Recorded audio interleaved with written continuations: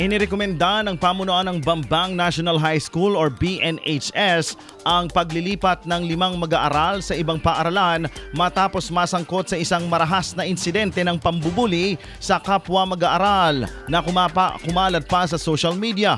Ayon kay Dr. Orlando Manuel, Schools Division Superintendent ng DepEd Nueva Vizcaya, lumitaw ang rekomendasyon matapos ang mediation process na dinaluhan ng mga magulang ng mga sangkot, PNP, LGU, Bambang at barangay officials. Tanggap naman ng mga magulang ng mga nambuli ang desisyon ng paaralan. Batay sa investigasyon, lumiban sa klase ang grupo, nag-inuman at nauwi sa sigalot ang naging sanhi ng pambubuli.